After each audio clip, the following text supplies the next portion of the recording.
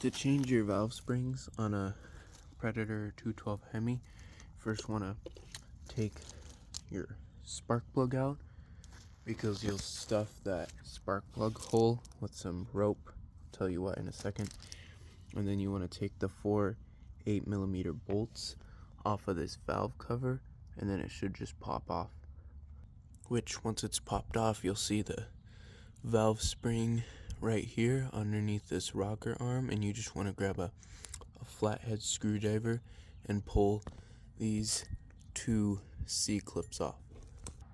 And take these side ones that are on the outer side, that way you don't have to take both sides off, and then this will just come out.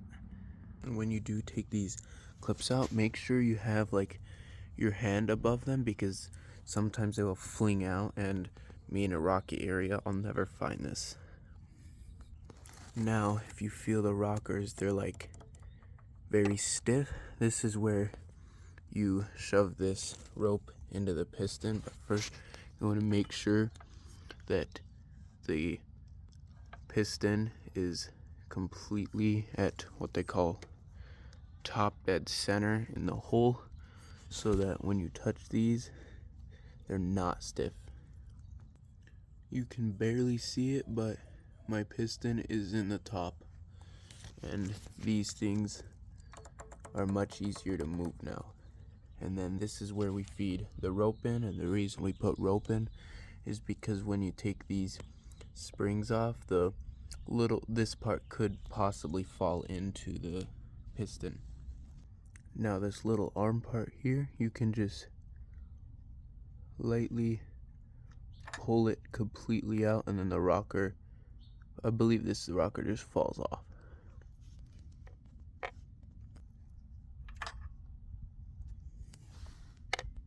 And then when you pull this rocker part off, remember that which one is left and right. So I'm just going to put this to the left side, the right one closer to the right side so I don't forget. And now you can see your springs and your push rods.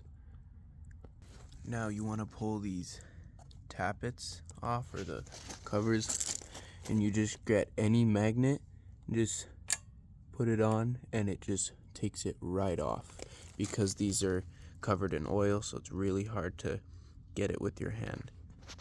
And then to take the spring off, you have this little part here, which is where this part will just fall through.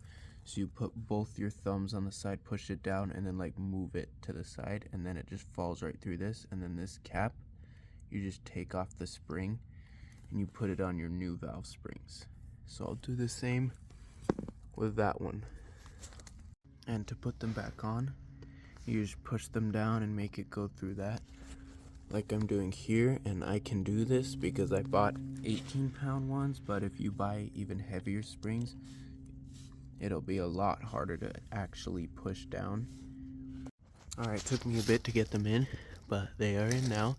And I basically had to hold the valves and back the piston down, put more rope in, and then move the piston back up, and then it pushed these and made sure that they didn't fall even a little bit in, and then it was much easier to get them on. So now you just put this little valve lash back on both caps like that, and on the other one, and then give them a little push and they'll like snap back into place.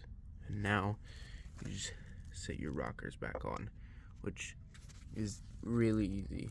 You just grab this, make sure that the left one goes on the left side, and this push rod here, make sure that goes underneath it, and then slide this guy back into place on it. And then put these C-clips back on the side. Then once everything's back in place, and you make sure these rods down here are connecting to the rockers, you can just take your rope out,